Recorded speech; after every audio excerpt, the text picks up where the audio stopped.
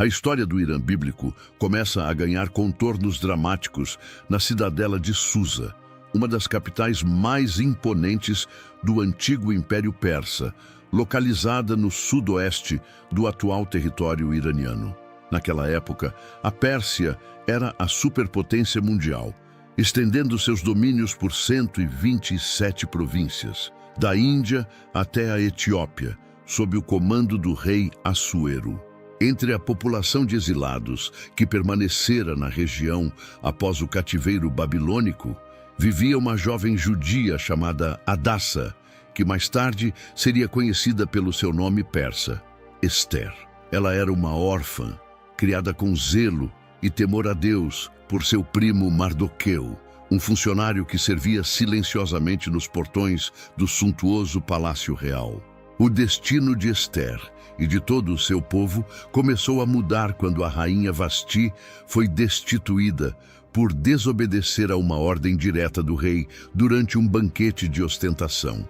Para substituir a rainha, o Império Persa iniciou uma busca exaustiva por todas as províncias, selecionando as virgens mais belas para serem levadas ao harém real em Susa.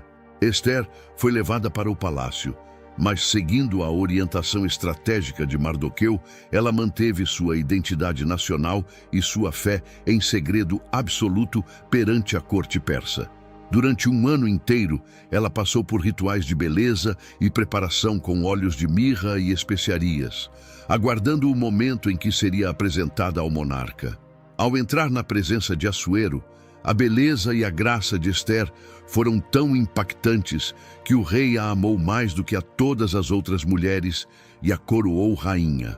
Naquele momento, sem que ninguém soubesse, uma judia ocupava o trono feminino da maior nação da terra, situada no coração do que hoje chamamos de Irã. Esse evento não foi uma mera coincidência estética, mas o posicionamento de uma peça fundamental em um tabuleiro de xadrez divino que visava a preservação de Israel.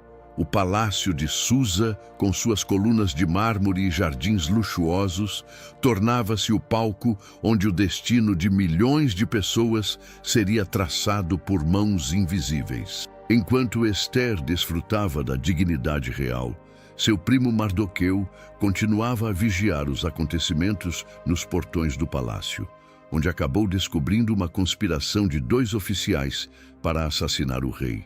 Mardoqueu informou Ester, que por sua vez comunicou o complô ao rei Assuero em nome de seu primo, resultando na execução dos traidores e no registro do ato nos anais do império.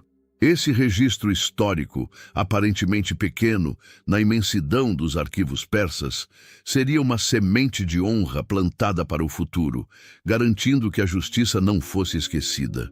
No entanto, o clima de paz em Susa estava prestes a ser interrompido por uma sombra de ódio que surgiria nos escalões mais altos. A ascensão de um oficial chamado Amã, ou Agagita, ao posto de primeiro-ministro trouxe uma mudança drástica na atmosfera política da capital persa. Amã era um homem orgulhoso que exigia que todos se prostrassem diante dele. Um ato que Mardoqueu, por fidelidade exclusiva ao Deus de Israel, recusava-se terminantemente a cumprir. O ódio de Amã não se limitou apenas a Mardoqueu, mas estendeu-se a todo o povo judeu, despertando um desejo de genocídio que buscaria apagar a linhagem de Israel da face da terra. Ele usou sua influência para convencer o rei de que os judeus eram um povo perigoso e diferente, que não seguia as leis da Pérsia. Com a permissão do rei, Amã lançou sortes, o chamado Pur, para determinar o dia exato em que todos os judeus, de crianças a idosos, deveriam ser exterminados. O decreto foi selado com o anel real e enviado por mensageiros a cavalo para todos os cantos do império, gerando um clima de desespero e pranto em cada província. A cidade de Susa, outrora um lugar de convivência, foi mergulhada em confusão e angústia ao perceber que um massacre legalizado estava prestes a acontecer sob a ordem do governo. O solo iraniano, que antes servira de refúgio, agora estava marcado para ser o cenário de um dos maiores crimes contra a humanidade. A notícia do decreto chegou aos ouvidos de Mardoqueu, que rasgou suas vestes e cobriu-se de cinzas, clamando amargamente diante do palácio, o que chamou a atenção de Ester em seus aposentos reais. Através de mensageiros, Mardoqueu enviou uma cópia do decreto de extermínio a Ester, desafiando-a a interceder perante o rei, apesar do risco mortal de se apresentar sem ser convidada. Ele proferiu o aviso profético de que, se ela se calasse, o socorro viria de outra parte, mas que talvez ela tivesse chegado ao reino para um tempo como aquele. Ester, compreendendo a gravidade da missão, preparou-se para uma audiência que mudaria a trajetória do povo de Deus no coração da Pérsia. Determinada a salvar seu povo, Ester enviou uma mensagem a Mardoqueu, pedindo que todos os judeus em Susa se reunissem em um jejum rigoroso de 3 dias e 3 noites. Ela sabia que, pela lei persa, entrar no pátio interior do palácio sem ser chamada era um crime punível com a morte, a menos que o rei estendesse seu cetro. A rainha decidiu que, após esse período de consagração espiritual, ela enfrentaria o monarca, declarando a famosa frase: "Se perecer, pereci". Esse ato de sacrifício ocorreu exatamente no coração administrativo do império, onde hoje se situam as ruínas arqueológicas de Susa, no Irã moderno. Ao terceiro dia, Ester vestiu seus trajes reais mais suntuosos, buscando não apenas a ajuda divina, mas também usar a influência e o protocolo que sua posição permitia. Quando ela apareceu diante do trono, o rei Assuero, movido por uma força maior, estendeu o cetro de ouro em sua direção, poupando sua vida e oferecendo-lhe até metade do reino. Em vez de revelar o problema imediatamente, Ester usou de sabedoria e paciência, convidando o rei e o perverso Amã para um banquete privado. Ela entendia que, em uma corte repleta de intrigas, a estratégia certa era tão importante quanto a coragem para alcançar o coração do rei.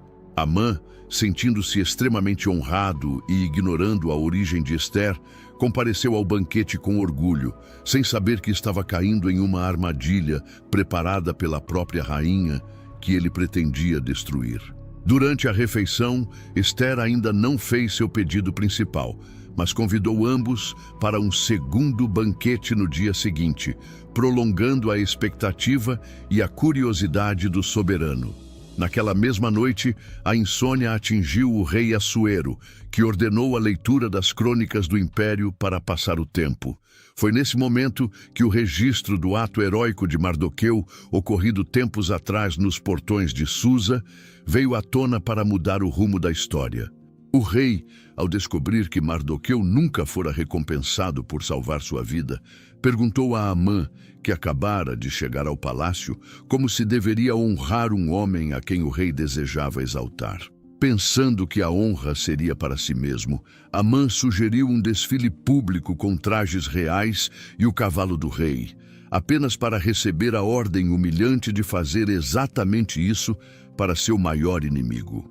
Esse evento marcou o início da queda de Amã no solo iraniano, provando que a exaltação dos justos muitas vezes ocorre no quintal de seus opressores. A tensão em Susa atingia seu ápice, preparando o cenário para o banquete final de Ester. No segundo banquete, com o rei já impaciente para saber o pedido de sua rainha, Ester finalmente revelou que ela e seu povo haviam sido vendidos para o extermínio. Chocado com a revelação, Assuero perguntou quem ousaria planejar tal coisa. E Ester apontou diretamente para Amã, chamando-o de adversário e inimigo.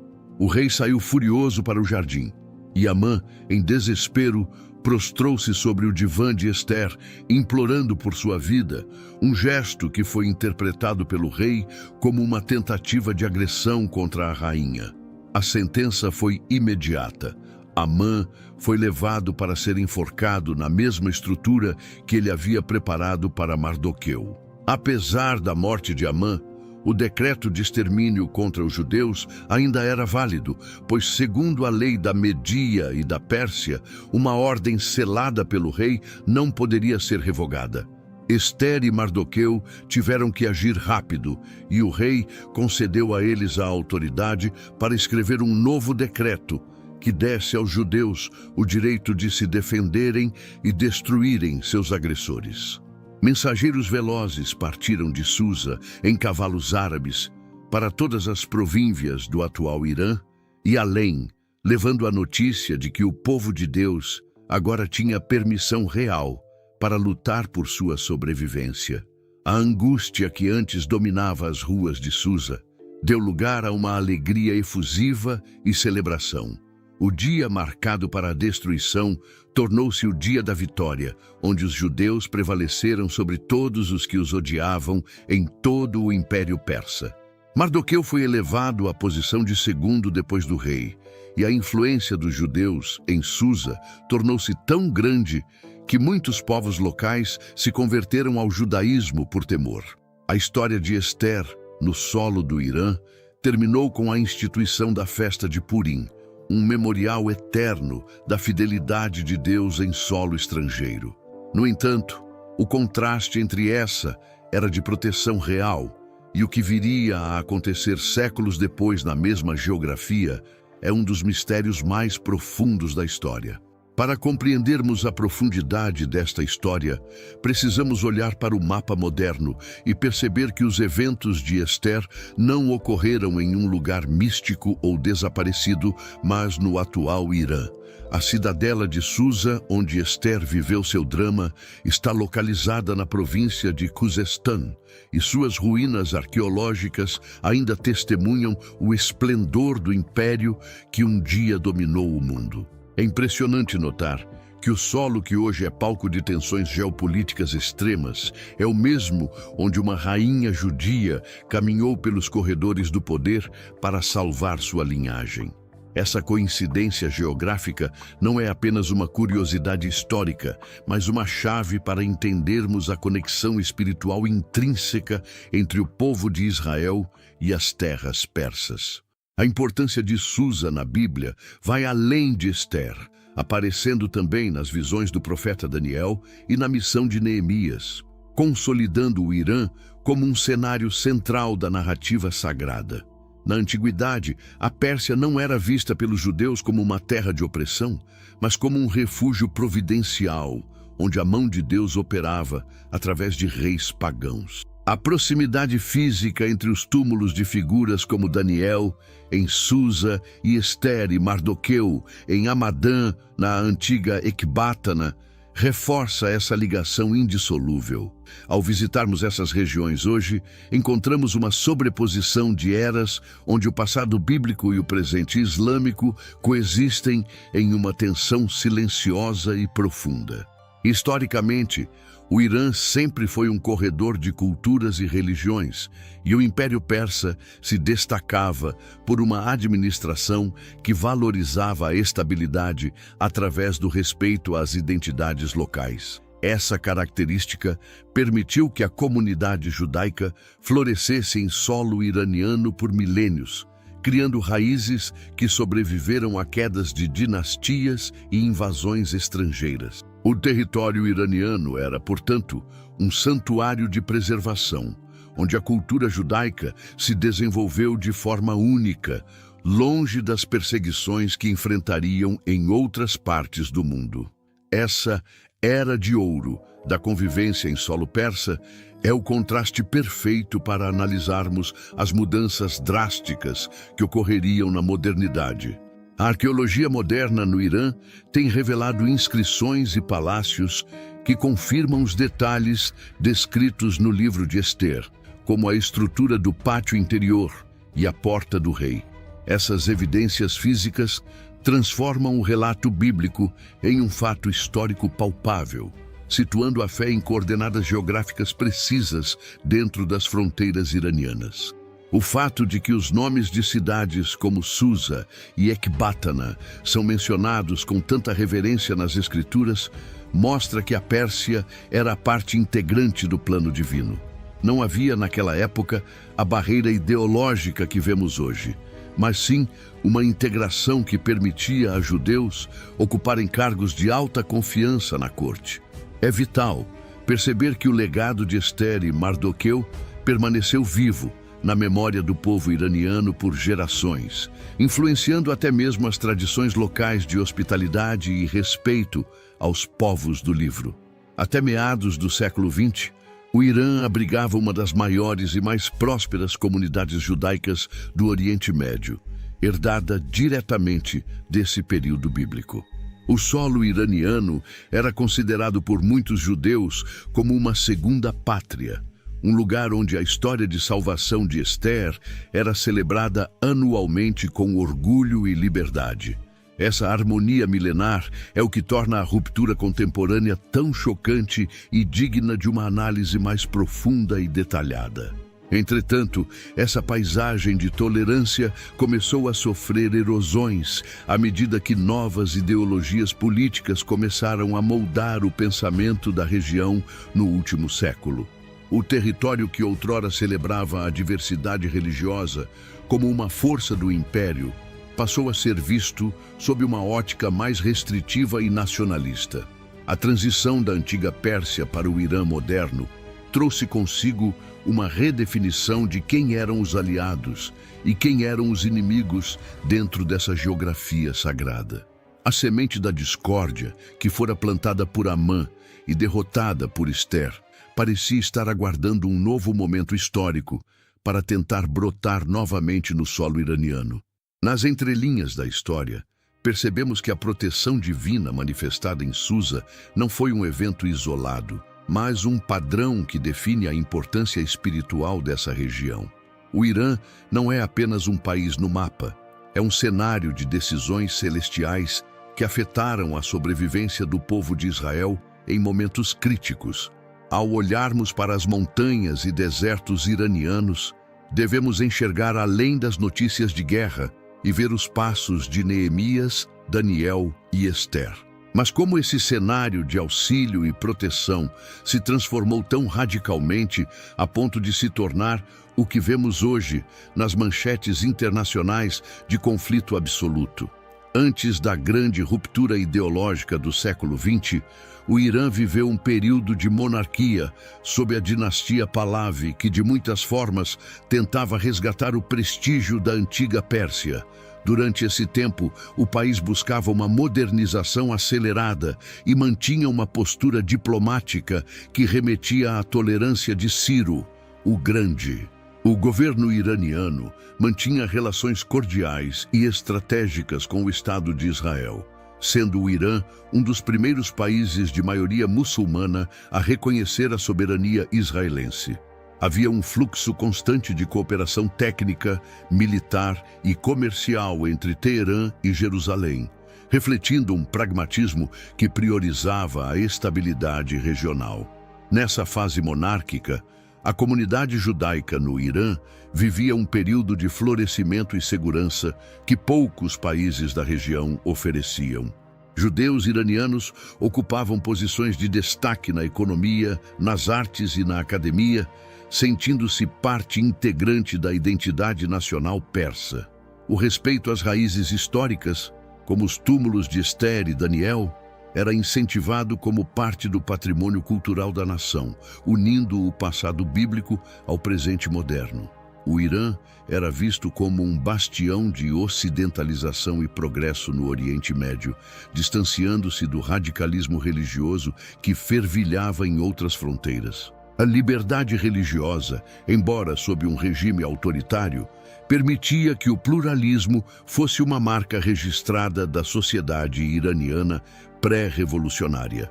O governo do Shah Mohammad Reza Pahlavi via na conexão com a história pré-islâmica do Irã uma forma de fortalecer o nacionalismo, o que indiretamente beneficiava a narrativa das histórias bíblicas. Festivais que celebravam a glória de Persépolis e as conquistas de Ciro serviam para lembrar ao mundo que o Irã tinha uma identidade que precedia as conquistas árabes. Essa visão de mundo criava uma ponte de diálogo com o Ocidente e, especificamente, com a história do povo judeu. Entretanto, essa modernização forçada e a desigualdade social começaram a criar um vácuo de insatisfação que seria preenchido por vozes religiosas conservadoras. Enquanto as elites celebravam a herança persa e a proximidade com potências estrangeiras, as massas populares sentiam-se alienadas de suas tradições islâmicas e da justiça social. Líderes religiosos começaram a denunciar o que chamavam de ocidentalização tóxica, pintando a relação com Israel e os Estados Unidos como uma traição aos valores espirituais. O solo iraniano, que por milênios soube equilibrar fés distintas, estava prestes a se tornar um campo de batalha ideológico. O contraste era visível. De um lado, o Irã dos banquetes reais e da diplomacia pragmática. De outro, o Irã das mesquitas e do fervor revolucionário que crescia nas sombras. A figura do Shah passou a ser associada a um faraó moderno, e a oposição liderada pelo Ayatollah Khomeini ganhava força ao prometer um retorno à pureza religiosa. O sentimento de que o país havia perdido sua alma para interesses estrangeiros inflamou o espírito de rebeldia em diversas camadas da sociedade. O equilíbrio delicado que permitia ao Irã ser, ao mesmo tempo, herdeiro da Pérsia de Esther e uma nação muçulmana começou a ruir. A revolução que se aproximava não seria apenas uma mudança de governo, mas uma redefinição completa da alma iraniana e de sua relação com o mundo bíblico. O ódio que Amã sentira contra Mardoqueu nos portões de Susa parecia encontrar um novo eco, mas desta vez revestido de uma retórica teológica revolucionária. O destino do povo judeu no Irã, que havia sido de proteção por séculos, estava prestes a entrar em uma zona de incerteza e perigo. A mudança de regime prometia apagar as pontes construídas pela monarquia e substituir o pluralismo por uma visão única e rígida. Com a iminência da queda do Shah em 1979, o mundo observava com apreensão como uma das nações mais influentes da história mudaria seu curso. O Irã estava prestes a trocar a coroa imperial pelo turbante clerical, e o impacto dessa escolha ecoaria por todas as províncias onde Esther e Neemias outrora governaram. A transformação política seria o estopim para uma das maiores hostilidades da era moderna, alterando a geopolítica do Oriente Médio de forma permanente. Mas como exatamente um movimento religioso conseguiu reverter milênios de convivência em um piscar de olhos histórico? O ano de 1979 marcou o fim de uma era no solo iraniano e o nascimento de uma nova e rígida ordem que transformaria a face do Oriente Médio. A Revolução Islâmica, liderada pelo Ayatollah Khomeini, derrubou a monarquia e estabeleceu uma república teocrática baseada em uma interpretação severa da lei islâmica, o Sharia. O país, que outrora celebrava sua herança persa pré-islâmica, passou a ver o passado bíblico e monárquico como um período de ignorância ou traição aos valores religiosos. Essa mudança não foi apenas administrativa, mas uma reconfiguração da identidade nacional, onde o fervor religioso se tornou o único filtro para a vida social e política. Com a ascensão do novo regime, o pluralismo religioso, que permitia a convivência harmônica entre judeus e muçulmanos em cidades como Ramadã e Susa, foi drasticamente reduzido. A retórica revolucionária passou a demonizar o Estado de Israel, classificando-o como o pequeno Satã, e rompendo todos os laços diplomáticos e comerciais que haviam sido construídos nas décadas anteriores. O Irã, que geograficamente abriga os túmulos de heróis judeus, tornou-se o principal centro de oposição ideológica e militar à existência de um Estado judeu. O contraste era absoluto. O protetor histórico da linhagem de Abraão tornava-se agora o seu adversário mais vocal e incansável. Para a comunidade judaica que permanecia no Irã, o clima de segurança de repente transformou-se em uma atmosfera de vigilância e suspeita. Embora a Constituição da República Islâmica reconhecesse formalmente os judeus como uma minoria religiosa protegida, A prática cotidiana era marcada por restrições e pelo medo de acusações de espionagem. Muitos judeus iranianos, cujas famílias viviam naquela terra desde os tempos de Ciro, viram-se forçados a um êxodo massivo para Israel e Estados Unidos. O solo que servira de refúgio por mais de 2 milênios estava se tornando para muitos um lugar de exílio dentro da própria casa. A nova liderança em Teherã buscou reescrever a narrativa histórica do país, minimizando a importância da antiga Pérsia e exaltando a identidade puramente islâmica. Monumentos e locais históricos que remetiam à era bíblica perderam o apoio governamental ou foram deixados em segundo plano, enquanto o foco se voltava para a expansão da revolução.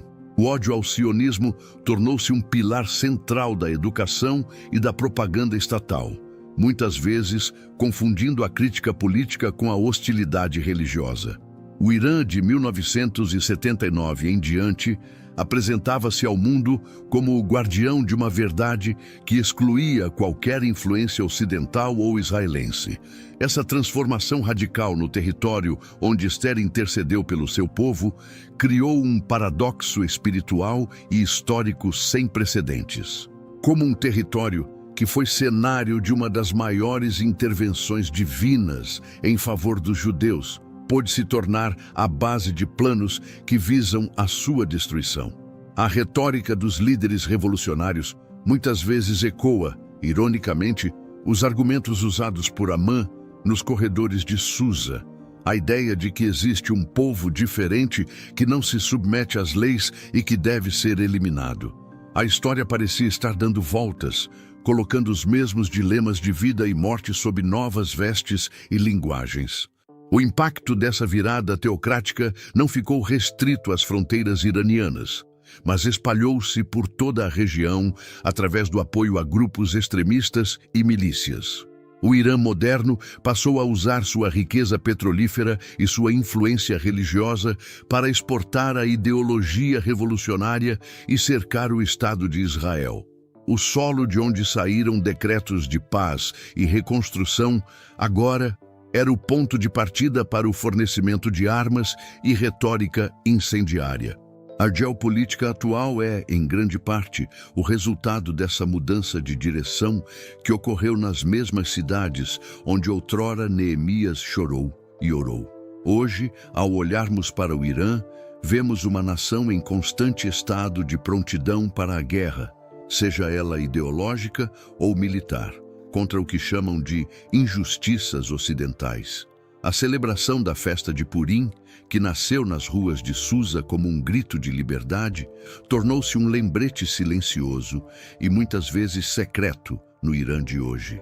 O contraste entre a Pérsia bíblica e a República Islâmica é uma das maiores lições sobre como o poder e a ideologia podem transformar um santuário em uma fortaleza.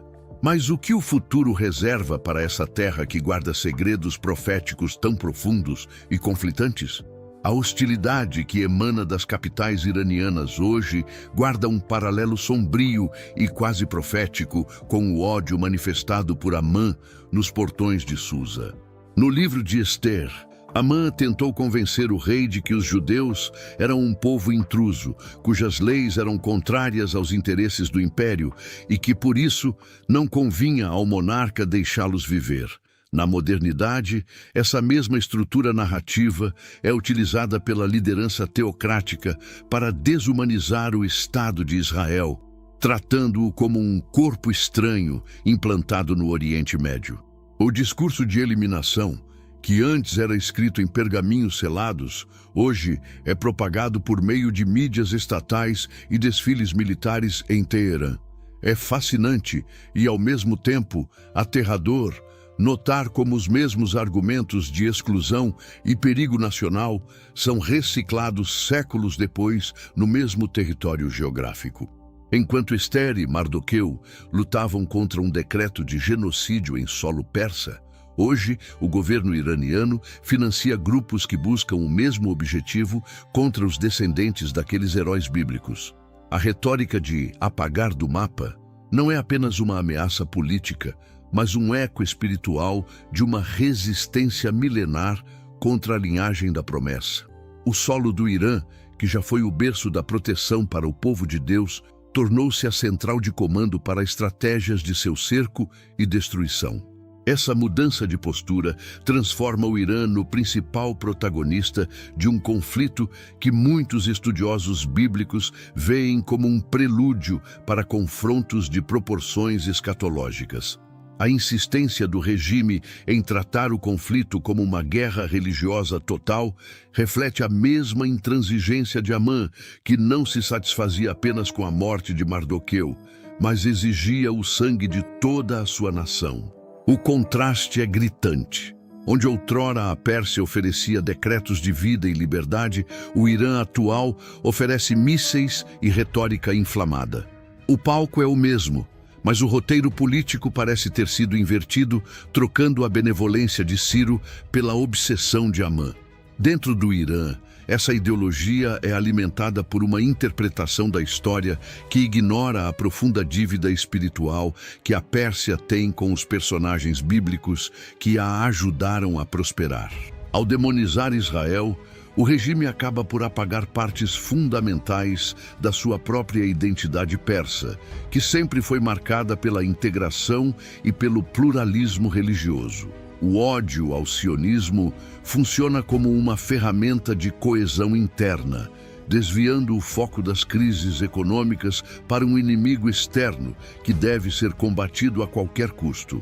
Assim, a figura do adversário é mantida viva para justificar a manutenção de um sistema teocrático rígido e isolacionista. O paralelo torna-se ainda mais nítido quando observamos as tentativas de impedir que as minorias religiosas e o pensamento divergente prosperem dentro das fronteiras iranianas. Assim como Amã não suportava a recusa de Mardoqueu em se dobrar diante de sua autoridade, o regime atual persegue aqueles que não se alinham à sua visão teológica oficial. O espírito de intolerância que Ester derrotou com jejum e oração parece ter encontrado novas brechas para se manifestar em uma estrutura estatal moderna. A luta de Ester em Susa não foi apenas uma batalha física por sobrevivência, mas uma guerra espiritual contra o espírito de extermínio que agora reaparece. No entanto, mesmo diante desse cenário de hostilidade, os túmulos de Ester e Mardoqueu em Hamadã continuam atraindo visitantes e judeus locais que resistem ao tempo e à pressão política. Esses monumentos silenciosos servem como uma prova física de que o ódio de Amã é passageiro, mas a fidelidade de Deus e a coragem dos seus servos são eternas. A presença dessas relíquias bíblicas no coração do Irã é um paradoxo que o governo não pode apagar, lembrando a todos que o povo judeu tem raízes profundas naquela terra.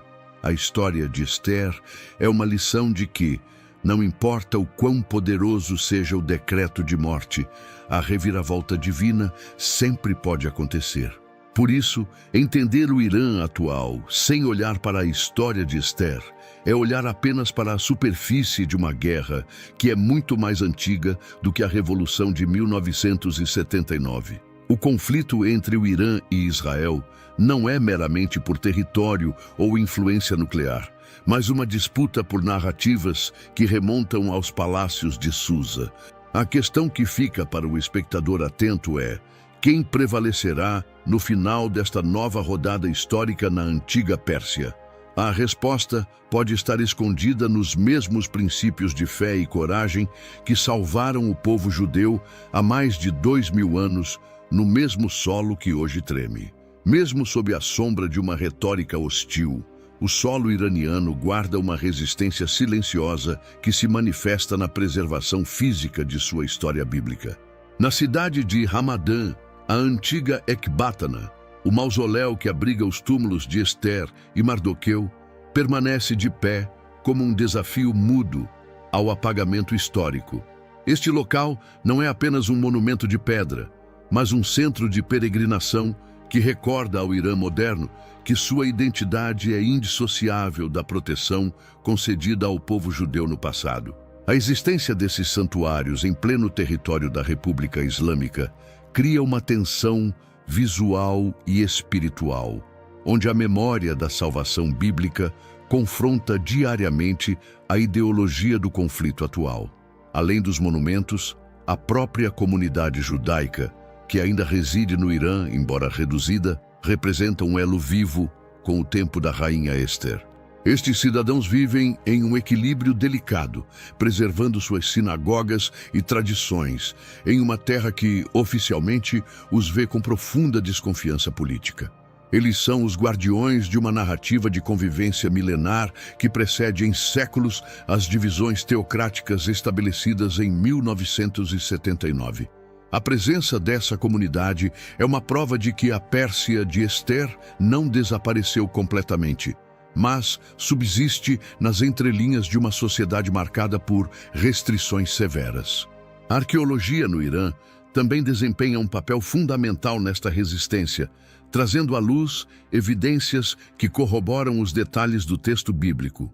Escavações em Susa revelaram a planta exata do palácio mencionado no livro de Esther, confirmando descrições sobre o pátio do jardim e a porta do rei.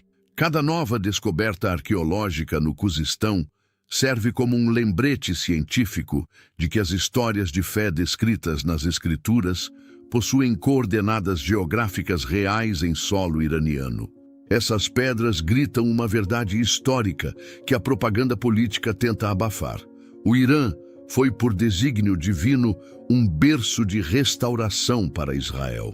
Muitos iranianos, especialmente os das gerações mais jovens ou aqueles que vivem na diáspora, começam a redescobrir o orgulho da herança pré-islâmica de tolerância. Existe um movimento crescente de busca pela identidade de Ciro, que valoriza os direitos humanos e a liberdade religiosa como pilares da grandeza persa. Esse despertar cultural cria um contraponto interno à narrativa do regime, sugerindo que a vocação original do Irã é ser um protetor e não um destruidor de nações. A história de Esther torna-se, então, um símbolo de esperança para aqueles que sonham com um retorno à era em que a Pérsia era sinônimo de refúgio e sabedoria. O contraste entre a hospitalidade tradicional do povo iraniano e a agressividade de seu governo é uma das maiores dicotomias da geopolítica moderna. Enquanto o Estado promove desfiles com mísseis, o cidadão comum muitas vezes preserva o respeito pelos povos do livro que herdou de seus antepassados. Essa desconexão sugere que o espírito de Amã pode ter dominado as estruturas de poder, mas não necessariamente o coração de toda a população. A resistência silenciosa manifesta-se em gestos de solidariedade e no reconhecimento de que judeus e persas compartilham uma história de milênios que não deveria ser apagada. Em meio ao cenário de guerra iminente, as visões do profeta Daniel, que também ocorreram em Susa, trazem uma perspectiva de que o controle da história está nas mãos de Deus. Daniel viu a ascensão e queda de impérios a partir do território iraniano, lembrando que nenhum regime ou decreto humano é eterno. Para quem observa o Irã, hoje sob a ótica bíblica, há uma certeza de que o solo que viu a vitória de Esther ainda pode presenciar novas reviravoltas divinas.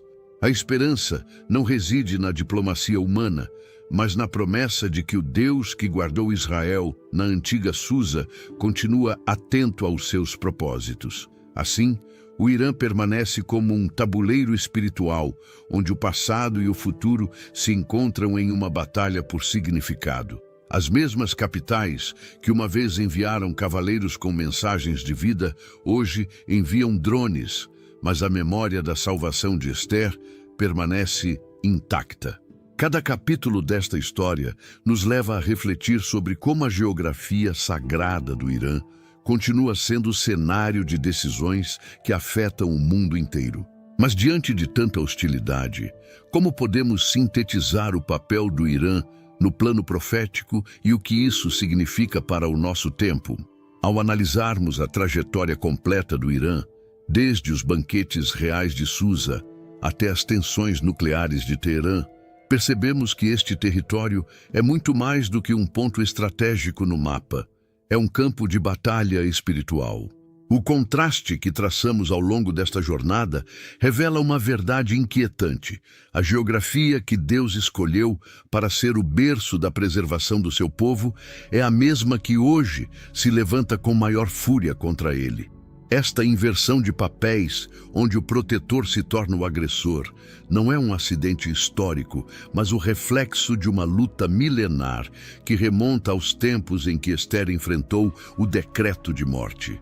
O solo iraniano continua sendo o palco onde as forças da intolerância testam a resiliência da promessa divina feita a Israel. A Revolução de 1979 não apenas mudou o governo, mas tentou amputar do Irã a sua característica mais nobre descrita na Bíblia, a capacidade de ser um instrumento de libertação.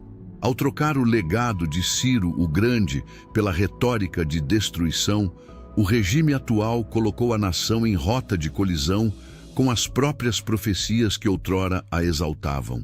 O Irã moderno vive sob a tensão de uma identidade dividida entre o orgulho de sua herança milenar e a rigidez de uma teocracia que ignora a dívida histórica com os personagens bíblicos.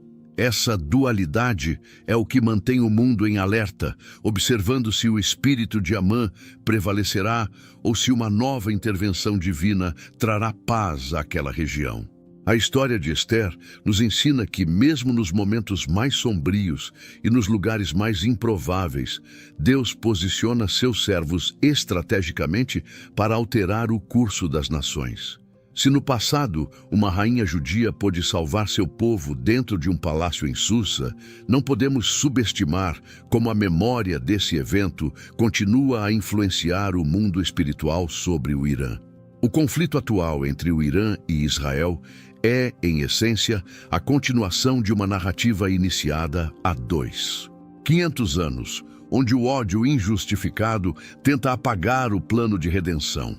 Entender o Irã hoje exige, portanto, ter uma Bíblia em uma mão e os jornais na outra, percebendo que as manchetes são apenas o eco de decretos antigos. O papel do Irã no cenário profético futuro permanece como um dos temas mais debatidos por estudiosos, mas o padrão bíblico de justiça e retribuição oferece pistas claras sobre o fim de regimes opressores. Assim como o orgulho de Amã o levou à sua própria queda, na mesma forca que ele preparou, a história sugere que aqueles que buscam a aniquilação de outros acabam encontrando seu próprio limite.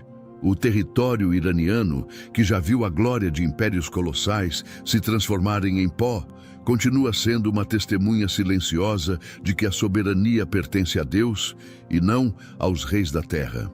A geografia sagrada do Irã aguarda o desenrolar final de um plano que começou com um decreto de vida e não terminará com uma ameaça de morte. Para nós, que observamos esses acontecimentos à distância, a lição é de vigilância e esperança, compreendendo que as raízes da guerra atual estão profundamente enterradas no solo de Susa. Não se trata apenas de política externa, mas do cumprimento de uma história que começou com a coragem de Esther e a fidelidade de Mardoqueu em solo persa. O Irã é o lembrete vivo de que a fé pode florescer mesmo sob o domínio de impérios contrários e que a luz da verdade não pode ser apagada por revoluções ou ideologias humanas. A conexão entre o passado bíblico e o presente geopolítico nos convida a olhar para o Irã com um olhar de discernimento, reconhecendo as marcas da providência divina em cada ruína. Ao encerrarmos esta análise detalhada, fica claro que o Irã de sempre em guerra é um fenômeno que tenta sufocar o Irã que foi refúgio. A pergunta que ecoa através dos séculos é se o povo iraniano redescobrirá o caminho da tolerância que um dia fez da Pérsia a maior nação da terra aos olhos de Deus. Enquanto isso não acontece, as tensões em Susa, Ramadã e Teherã continuam a moldar o destino do mundo, provando que a Bíblia é o livro mais atual para entender a geopolítica do século XXI. A origem de tudo nos mostra que, no final, a justiça e a proteção divina sobre Israel prevaleceram, e o cenário para a conclusão desta história já está montado. A jornada de Esther em Susa é um espelho para os nossos dias, onde a coragem e a intercessão ainda são as armas mais poderosas contra os decretos de destruição. O paralelo entre a Pérsia bíblica e o Irã moderno é o maior testemunho de que a história não é um ciclo aleatório, mas um progresso em direção a um propósito soberano. Que possamos olhar para o mapa do Irã e não enxergar apenas um inimigo, mas um território que Deus usou para salvar a humanidade e que ainda guarda segredos para o fim dos tempos. A história de Esther não terminou.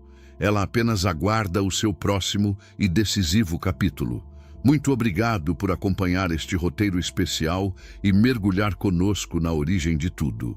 Se este conteúdo trouxe clareza sobre por que o Irã é o centro das atenções bíblicas e mundiais, não se esqueça de deixar o seu like, inscrever-se no canal e ativar o sininho para não perder nossas próximas investigações bíblicas. Se você deseja apoiar o nosso trabalho e ter acesso a conteúdos exclusivos, estudos aprofundados e materiais antecipados, considere tornar-se membro do canal. Sua contribuição é fundamental para continuarmos produzindo vídeos com esta qualidade técnica e teológica. Além disso, confira os produtos e livros indicados nos links e cards ao longo do vídeo. Cada clique e compra ajuda diretamente a manter nosso canal ativo e independente. Nos vemos na próxima história.